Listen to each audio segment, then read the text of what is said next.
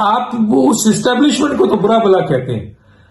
برا بھلا ان member of parliament کو کیوں نہیں کہتے جو اتحادی کی صورت میں ہو یا اپوزیشن کی صورت میں یا حکومتی صورت میں ہو یا جہانگیر ترین کے ساتھ ہو یا کسی اور کے ساتھ ہو, جو ایک کال کے اوپر تھر تھر کانپنے لگتے ہیں. کیوں کانپتے ہیں؟ کیوں عوام کے نمائندے بن کر عوامی طاقت ساتھ رکھتے ہوئے آپ تھر تھر کانپتے ہیں؟ اس لیے کہ آپ بیسیکلی کرپٹ ہے. آپ وہ ہوتے ہیں کیونکہ آپ کی کرپشن ان لوگوں کے ہاتھوں پہ ہوتی ہے جن سے آپ دبتے ہیں, جن سے آپ بلیک میل ہوتے ہیں. آپ کہتے ہیں وہ بلیک میل کرتے ہیں, تو بلیک میل کیوں ہوتے ہیں بھائی؟ اور کیوں نہیں ہوتے؟ کتنے اپوزیشن کے لوگ گئے, ایسے لوگ بھی تھے جو بلیک میل نہیں ہوئے, ان کو فون کیوں گئے؟ کیونکہ ان کے پاس کوئی ایسی چیز نہیں تھی ان کی جس سے بلیک میل کیا جا سکے. تو ہم جرم تو اسٹیبلشمنٹ کا کہہ دیتے ہیں, ان لوگوں کو مجرم نہیں کہتے جو ایسے نمائندے پارٹی لے کر آتی ہے جو یا تو پہلے ہی کرپٹ ہوتے ہیں یا پھر عہدے حاصل کرنے کے بعد حکومت میں آنے کے بعد ایسے کام کرتے ہیں کہ ان کی فائلیں بن جاتی ہیں. تو ایسے لوگ دراصل اصل ذمہ دار ہیں پارلیمنٹ میں ہر قسم کی بلیک میلنگ کی, دھوس کی, طاقت کی قانون سازی پہ. کیونکہ اگر ایسے لوگ نہیں ہوں تو پھر اسٹیبلشمنٹ کیا کرے گی؟ کیا کرے گی اسٹیبلشمنٹ؟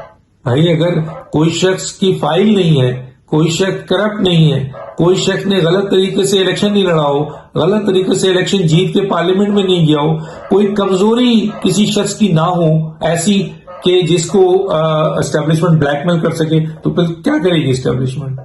تو غلطی کہاں ہے؟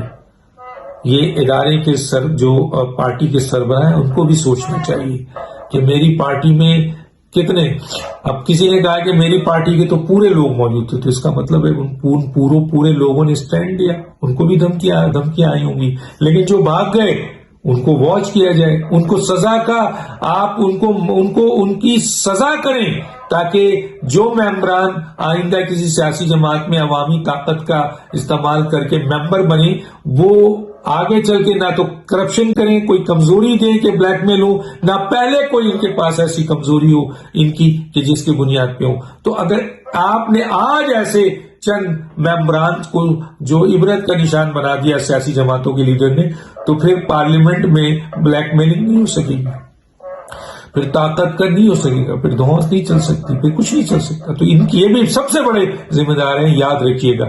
تو گویا جو اب اجلاس ہو رہا ہے, اور یہ اجلاس یقیناً اس میں 17 کی جو ایکٹ ہوا عدالت یقیناً آئین سے ماورا کوئی بھی قانون بنتا ہے عدالت میرٹ پہ اس کو ڈیسائیڈ کرے گی, تو یہ قانون اسی وقت ختم ہو جاتا ہے. تو عمران خان نے کوئی بہت بڑا کارنامہ انجام نہیں دیا اور کوئی بہت بڑی چیز نہیں دی. ہاں اگر وہ یہ 17 کے عمل کو آئندہ بھی اسٹیبلشمنٹ کے دباؤ سے چلاتے رہے تو پھر خانہ جنگی کی طرف جائیں گے. ایک حالات ملک کی آپ اس طرف لے جا رہے ہیں جہاں لوگوں میں نفرتیں بڑھ رہی ہیں, اعتماد میں کمی آ رہی ہے, اختلافات بڑھ رہے ہیں, ٹینشن بڑھ رہی ہے, مسائل بڑھ رہے ہیں, معاشی مسائل ہو, سیاسی مسائل ہو, آئینی مسائل ہو, قانونی مسائل ہو, ہر چیز بڑھ رہے ہیں. تو ملک اس صورتحال میں نفسی کا شکار ہو رہا ہے. پھر پیسے نہیں ہیں لوگوں کے پاس, بے روزگار ہو رہے ہیں لوگ, ملک کسی ڈائریکشن میں نہیں جا رہا ہے, دھوس اور دھمکیاں دی جا رہی ہیں, ووٹ کا حق عوام کا جو رائٹ ہے وہ نہیں مل رہا ہے. تو پھر کہاں جائے گا ملک؟ پھر ظاہر ہے خانہ جنگی کی طرف جائے گا. تو اس کو بچانے کے لیے تمام اسٹیک ہولڈرز کو اپنا رول ادا کرنا چاہیے, چاہے وہ حکومت ہو, چاہے وہ اسٹیبلشمنٹ ہو, چاہے وہ ادارے ہوں, چاہے وہ اپوزیشن, لیکن چیزیں میرٹ پہ ہوں تاکہ ان چیزوں سے بچا جا سکے.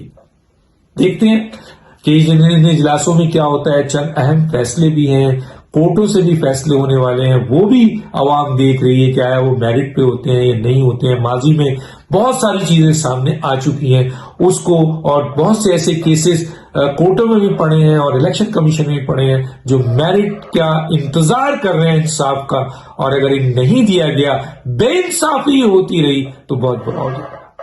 تو اللہ حافظ.